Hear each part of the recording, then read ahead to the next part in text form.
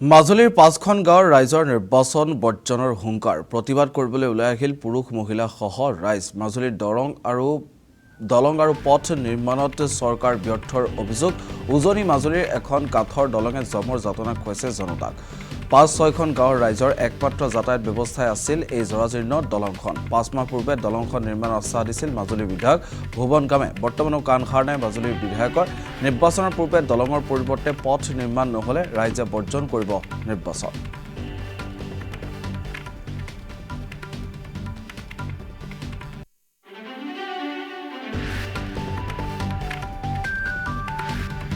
ৰাইজে গোট খাই কালি আলোচনা হ'ল যে যদি আমাৰ এই ৰাস্তাটো ভাল কৰি নিদিয়ে সেই হেতুকে সকলোৱে ভোট বৰ্জন কৰিব সেই হেতুকে আমি বিজেপি চৰকাৰ আৰু বিধায়ক হিমন্ত শৰ্মা ছাৰলৈ অনুৰোধ কৰিছোঁ যাতে আমাৰ ৰাস্তাটো সুৰক্ষা কৰি আমাৰ কণ ল'ৰা ছোৱালীখিনি সুৰক্ষা কৰিব লাগে সেই হেতুকে আমি চৰকাৰলৈ বিশেষ অনুৰোধ কৰিছোঁ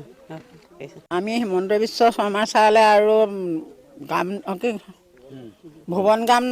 পেগুৰ ছাৰলৈ অনুৰোধ কৰিছোঁ আমাৰ এই দলংখন যেন অতি সোনকালে ল'ৰা ছোৱালীখিনি স্কুললৈ যাবৰ কাৰণে যেন সুবিধা কৰি দিয়ে তাৰ কাৰণে আমি তেখেতসকলৰ ওচৰত অনুৰোধ জনাইছোঁ ইমান কাম কৰিলেও আমাৰ এইখনে কৰা নাই আৰু প্ৰতিবাৰে কৰে টেণ্ডাৰ হৈছে এইবাৰ দলং হৈ যাব আমাৰ এই ৫-৬খন গাঁৱত পলুফন্দি আছে দেই এতিয়া এই বাৰিষা আহি গ'ল বাৰিষা অহাৰ লগে লগে আমাৰ ল'ৰা ছোৱালীবিলাক এইবিলাকৰ কথা নকওঁৱেই এই কণ শিশুখন স্কুললৈ যাব কেনেকৈ সিহঁতে শিক্ষা ল'ব কেনেকৈ কিন্তু আমাৰ এই মৰিখুটি গাঁওখনৰ লগতে ৩-৪খন গাঁৱৰ